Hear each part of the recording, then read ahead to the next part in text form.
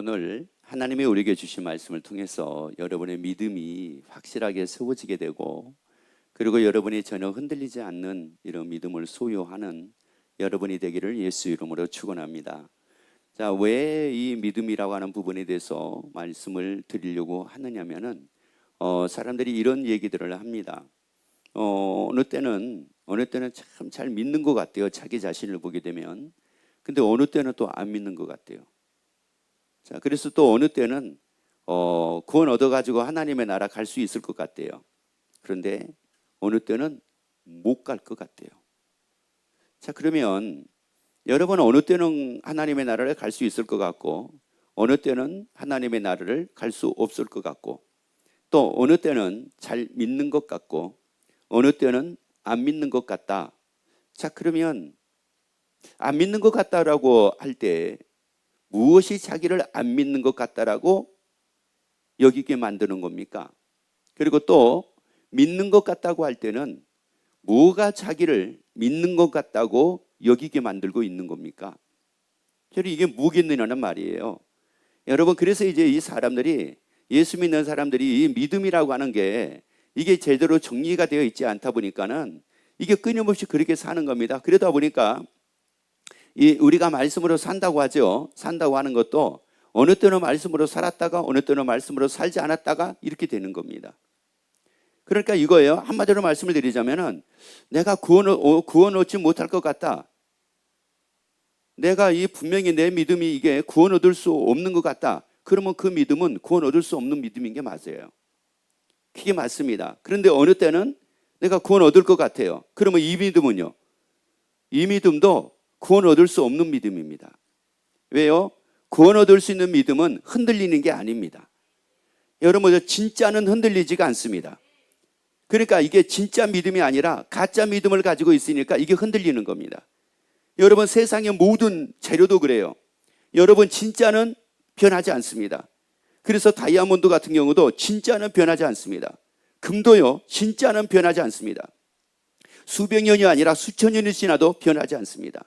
그런데 가짜 금은 변합니다. 가짜 다이아몬드 보석은 변합니다.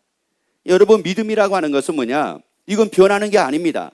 하나님이 우리에게 주신 믿음은 변하는 게 아닙니다. 여러분, 그래서 내가 믿는 믿음이 아니라 하나님이 나에게 주신 그 믿음을 가지고 여러분이 살게 되기를 예수 이름으로 축원합니다. 그 믿음을 가져야지 내가 변하는 겁니다. 그 믿음으로 내가 변하는 거예요. 그러니까 내가 믿는 믿음으로 내가 변하는 것이 아니라 하나님이 나에게 주신 믿음으로 내가 변하는 겁니다. 사람이 왜 안 바뀌느냐? 안 바뀌는 이유는 다른 데 있는 것이 아니라 내 믿음으로 내가 삶을 살고 있기 때문에 내가 안 바뀌는 겁니다. 그 믿음이 누구 믿음이니까? 내 믿음이니까 안 바뀌는 겁니다. 그런데 하나님이 주신 믿음은 바뀝니다. 생각이 바뀝니다. 마음이 바뀝니다. 좋아하는 것이 바뀝니다. 즐거워하는 것이 바뀝니다. 기쁨의 기준이 바뀝니다. 그러니까 여러분, 내가 안 바뀌었다. 왜 나는 안 바뀔까? 그건 다른 것이 아닙니다.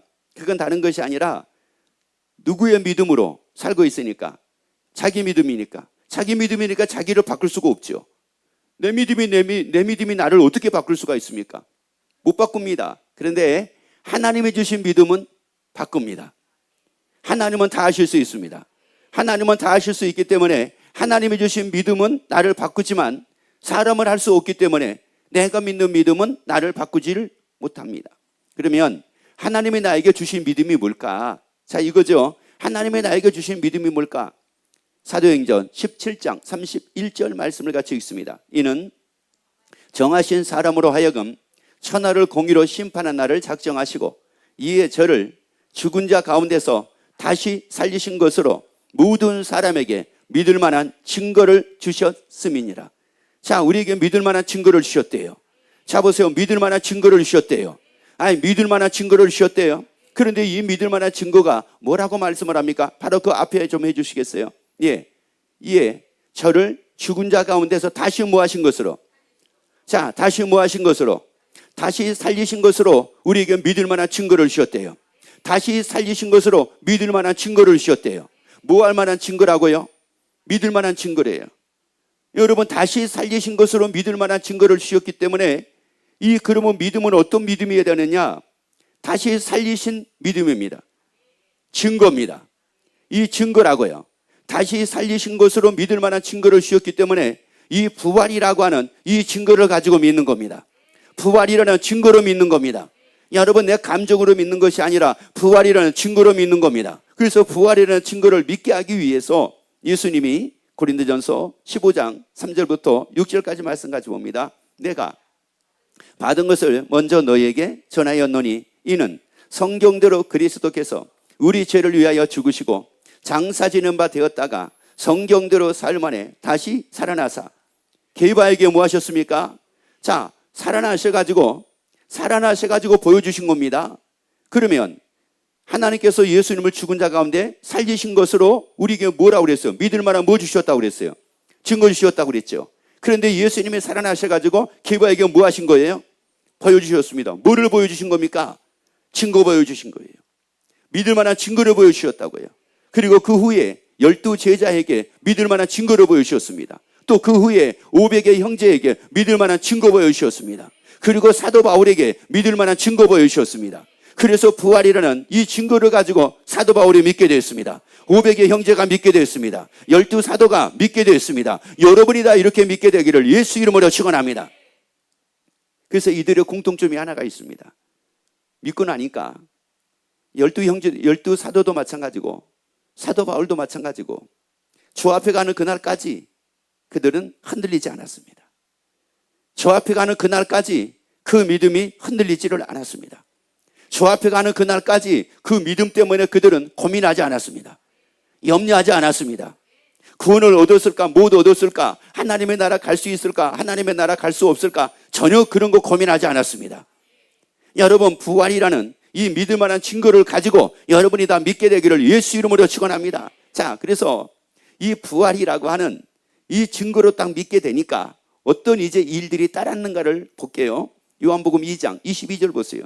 이 기가 막힌 일입니다. 죽은 자 가운데서 살아나신 후에야. 자, 죽은 자 가운데 살아났다는 말은 무슨 말이냐면은 예수님이 살아나셔가지고 우리에게 보여주셨는데 뭐를 보여주셨다고요? 믿을 만한 증거 보여주셨다고요. 그래서 믿을 만한 증거를 통해서 그들이 뭐 하게 된 겁니까? 믿게 된 겁니다. 믿을 만한 증거를 통해서 믿게 된 거예요. 믿을 만한 증거를 통해서 딱 믿게 되니까 이제 어떤 일이 생겼는가 봅시다. 그 후에야. 그러니까 믿을 만한 증거로 믿게 된 후에야. 이런 말씀입니다. 제자들이 이 말씀하신 것을 기억하고 성경과 및 예수의 하신 말씀을 뭐 했더라? 여러분, 이게 말씀이 믿어졌대. 여러분, 예수님이 하신 말씀이 믿어졌대요. 성경 말씀이 다 믿어졌대요. 너희는 마음에 근심하지 마라 말씀이 믿어졌대요. 항상 기뻐하라 말씀이 믿어졌대요. 다시 살아난다는 말씀이 믿어졌대요. 자, 그러니 이 믿을 만한 증거를 가지고 부활이라는 증거를 가지고 이게 믿지를 않으니까 이게 말씀이 안 믿어지는 겁니다. 어떤 말씀은 믿어지고, 그러니까 어떤 말씀은 믿어진다는 말은 무슨 말이냐? 자기가 이해가 되는 말씀은 믿어지고, 또 자기가 믿을 만한 말씀은 믿어지고, 자기가 믿지 못할 말씀을 믿어지지가 않는 겁니다. 이해가 안 되는 말씀도 믿지 않는 겁니다.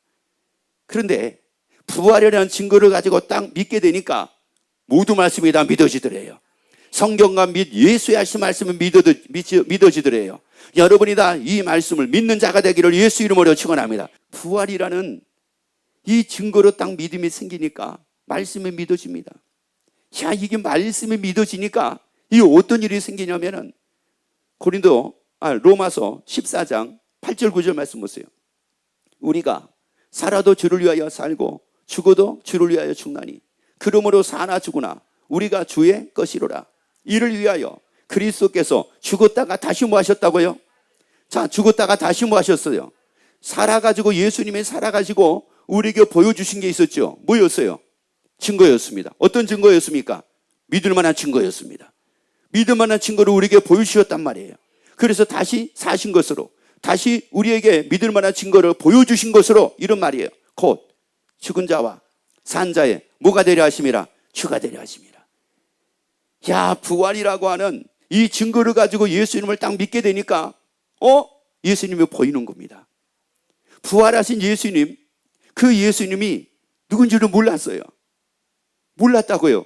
원래 제자들도 몰랐어요. 그런데 부활이라고 하는 이 증거로 예수님을 믿고 나니까 보였습니다. 뭐가 보였느냐? 나의 주인이시구나. 예수님의 주인이구나. 예수님이 나의 주인이구나. 내 생각이 그동안에 나의 주인 노릇 했거든요. 그래서 내가 생각에 붙들려가지고 삶을 살았어요. 왜? 이 생각이 나의 주인 노릇을 한 거예요, 그동안에. 그래서 주는 생각에 의해서 내가 삶을 산 겁니다. 보니까 이게 아니네. 야, 나의 주인이 예수님이구나. 여러분, 부활이라는 증거를 통해서 믿게 되기를 예수 이름으로 축원합니다. 그래서 예수님의 주인이심이 보여지기를 예수 이름으로 축원합니다. 아니, 믿게 되기를 예수 이름으로 축원합니다. 옆에 얘기합시다. 예수님이 나의 주인입니다. 자, 그런데 예수님이 딱 주인이 되고 나니까 내가 보이는 거예요. 내가. 예수님이 주인 되고 나니까 내가 보이는 겁니다. 예수님이 딱 주인 됐는데 그동안은 내가 나를 몰랐거든요. 나는 어떻게 생각을 했느냐면은 그냥 나는 나야. 나는 그냥 김씨고 나는 박씨고 그래서 이런 환경에서 태어난 사람이고 나는 이렇게 살고 있는 사람이고 나는 이렇게 배우지 못한 사람이고 나는 이렇게 잘나지 못한 사람이고 나는 이 정도 배운 사람이고 나는 이 정도 가지고 있는 사람, 딱 그렇게 알았거든요. 그런데 예수님이 딱 주인 되고 나니까 야, 하나님이 나를 지으셨던 본래의 내가 보여지기 시작을 하는 겁니다. 고린도전서 6장 15절을 보세요. 너희 몸이 그리스도의 지체인 줄을 알지 못하느냐. 자, 다시 한번 읽습니다. 너희 몸이 그리스도의 지체인 줄을 알지 못하느냐. 누구 지체라고요? 예수님의 지체래. 예수님의 주인 되고 나니까 내가 보이는 거예요. 내가 누구인 걸, 내가 누구라는 걸, 예수님이 뭐라는 거, 지체라는 거. 야, 내가 그러면 그동안에 못 배웠다고 탄식하고 못 배웠다고 이거 괴로워하고, 야, 내가 잘 살지 못한다고 내가 이거 괴로워하고 잘 살지 못한다고 내 자신을 초라하게 여겼던 이게 아니구나. 나는 예수님의 지체구나. 내가 바로 예수님의 지체구나. 야, 그러면 내가 예수님의 지체로 내가 삶을 살아야 되는데 내가 왜 예수님의 지체가 돼가지고 살지 못했을까? 그러면 왜 예수님의 지체가 돼가지고 살지 못한 이유가 뭐였습니까? 그 다음 읽어봅니다. 내가 그리스도의 지체를 가지고 창기의 지체를 만들겠느냐? 결코 그럴 수 없느니라. 누구의 지체를 만들겠느냐? 창기의 지체. 여러분, 만들 수가 있대요, 없대요? 없대요. 결코 그럴 수가 없대요. 그런데 결코 그럴 수가 없는데 결코 그런 일을 하고 말았습니다. 창기하고 연합을 한 거예요. 창기하고 연합을 했다는 말은 무슨 말이냐면은 하나님이 아담과 하와를 지으셨죠. 그리고 하나님이 아담과 하와에게 말씀을 합니다. 에덴 동산을 아담과 하와를 위해서 에덴 동산을 창설을 하시고 그리고 에덴 동산에다 아담을 거기서 모든 것을 먹고 입고 누리고 살도록 만드셨습니다. 그러면서 한 가지 말씀을 했어요. 선악을 알게 하는 나무의 실과는 먹지 마라. 그런데 마귀가 와가지고 뭐라고 얘기를 하냐면은 선악을 알게 하는 나무의 실과를 먹으면 눈이 밝아가지고 하나님 같이 된대요. 하나님 같이 된다는 말은 무슨 말이냐? 네가 주인 되어 살라, 이런 말이었거든요. 원래 우리는 누구의 지체였는데요? 예수님의 지체였습니다. 예수님의 지체인데 창기하고 연합을 하다 보니까 예수님이 주인 되어가지고 살지 말고 네가 뭐가 되어 살아라? 주인 되어 살아라. 이렇게 창기가 만들어버린 거예요. 이렇게 마귀가 만들어버린 거예요. 여러분, 이게요, 부부싸움이 이게 왜 생기는 겁니까? 싸움이 왜 생기는 겁니까? 둘 다 팽팽하니까 싸움이 생기는 거예요. 제가 예를 들어서요, 배구공 두 개를 가지고 양손에 하나씩 들고 딱 쳤습니다. 그랬는데 신기하게 빵 치니까 이게 반동에 의해 가지고 빵 옆으로 날아가는 거예요. 또 한 번 쳤습니다. 또 한 번 두 배구공을 가지고 빵 쳤는데 어머? 안 튀기는 겁니다. 안 튀기네. 어떤 배구공은 빵 하니까 팡 튀겨나갔고 어떤 배구공은 팡 치니까 어머? 안 튀겨나갔어요. 왜 그럴까요? 첫 번째는 뭐예요? 빵빵한 거예요. 둘 다. 둘 다 자기 의가 빵빵한 겁니다. 자기가 주인 돼가지고 빵빵하게 자기가 주인 돼가지고 살고 있는 겁니다. 그러니까 부딪히니까 어떻게 돼요? 뻥 하고 나가 떨어지는 거지. 그런데 둘을 부딪혔는데 그냥 그대로 내려가는 거예요. 뭐가 없어요? 바람이 없어요. 지가 주인 안 된 거예요. 예수님이 주인 된 겁니다. 여러분, 예수님을 위해서 십자가 지신 분이 아니었습니다. 예수님은 우리 위해서 십자가를 지신 분입니다. 예수님은 예수님을 위해서 그 하나님의 나라에서 이 땅에 오신 분이 아닙니다. 그 예수님은 우리를 위해서 오신 분이었습니다. 그래서 예수님이 요한복음에서 뭐라고 말씀을 하느냐? 내가 너희를 사랑한 것 같이 너희도 서로 뭐 하라고요? 예수님이 주인 되고 나니까 내가 보여주는 것이 아니라 상대방이 보여줍니다. 여러분, 그 사람의 그 아픔이, 그 사람의 그 미안함이, 그 사람의 그 마음이 그게 보여지고 나니까 어떻게 돼요? 누가 불쌍한 거예요? 내가 불쌍한 거예요? 그 사람이 불쌍한 거예요? 그 사람이 불쌍해 보입니다. 그런데 그 사람이 불쌍해 보이는데 그 사람은 나를 더 불쌍하다고 여깁니다. 여러분, 우리가 예수님을 왜 그렇게 사랑합니까? 여러분 보란 말이에요. 예수님을 왜 그렇게 우리가 사랑합니까? 그리고 우리가 왜 예수님 하는 이유가 뭡니까? 예수님은 예수님을 위해서 이 땅에 오신 것이 아니었고 우리를 위함이었습니다. 나를 위함이었습니다. 그래서 우리는 예수님을 너무 사랑합니다. 그래서 우리는 예수님을 너무 좋아합니다. 아니, 예수님은 우리에게 말씀하기를 너는 나를 사랑하라, 너는 나를 사랑하라. 너희가 나를 사랑하게 하기 위해서 내가 왔고 내가 너희한테 사랑받으려고 내가 십자가에 죽었다. 예수님은 이렇게 말씀하지 않았단 말이에요. 그것 때문에 하신 것이 아니었기 때문에. 그런데 우리는 사랑합니다. 그런데 우리는 예수님을 사랑합니다. 이렇게 해서 여러분이 사랑받는 여러분이 되기를 예수 이름으로 축원합니다. 야, 그러고 나니까 이제 봐보세요. 이제 제자들이 사도가 돼가지고 사는 걸 한번 보도록 할게요. 사도행전 4장 13절을 보세요. 저희가 베드로와 요한이 기탄 없이 말함을 보고 그 본래 학문 없는 범인으로 알았다가 이상히 여기며. 자, 여기서 보세요. 뭐라고 말씀을 하냐면 본래래요. 본래 뭐 없는, 학문이 없는, 뭐라고요? 그러니까 쉽게 말씀드리자면 이겁니다. 학문이 없는, 배운 것이 없는 무식한 사람, 이런 말입니다. 그러면 베드로는 어떤 사람이었느냐? 그냥 이 말씀대로 보자면 이런 겁니다. 배운 것이 없는 무식한 사람입니다. 무식한 사람이라고요. 여러분, 그런데 이 무식한 사람이 갑자기 유식하게 된 겁니까? 여러분, 무식했던 이 사람이 몇 년 안 보이더니만은 대학에 가가지고 이 사람이 공부를 해가지고 박사학위를 받고 그래가지고 나타나가지고 얘기한 겁니까? 아니, 베드로가 지금 그랬느냐고요. 자, 학문이 뭐예요? 없는 사람입니다. 자, 그런 사람인데 학문 없는 사람이었는데 그 다음 읽어보세요. 그 다음 또 그 전에 예수와 함께 있던 줄도 알고. 자, 예수님과 함께 뭐 있습니까? 있었습니다. 예수님과 함께 있었을 때 이 베드로는 어떤 사람이었다고 말씀을 해요? 다시 한번 읽습니다. 자, 다시 한번요. 저희가 베드로와 요한이 기탄 없이 말함을 잡아서 어떻게 말을 하고 있습니까? 기탄 없이 말하고 있습니다. 이것을 제가 오늘은 여러분에게 담대함이라고 말씀을 할게요. 담대함으로 표현을 할게요.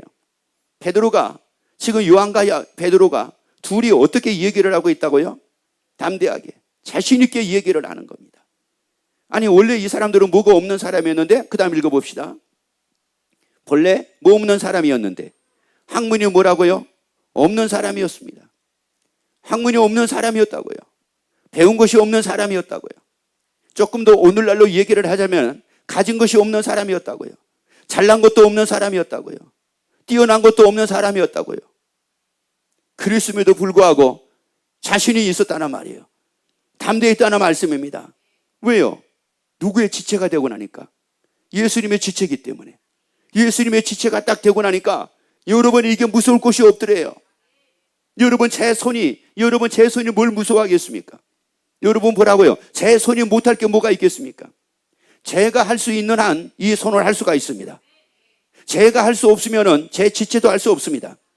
제가 두려워하면은 얘도 두려워할 수밖에 없습니다. 그런데 제가 두려워하지 않으면은 제 지체는 두려워하지 않습니다. 예수님은 세상을 이기신 분입니다. 그 예수님은 세상을 이기신 분이라고요.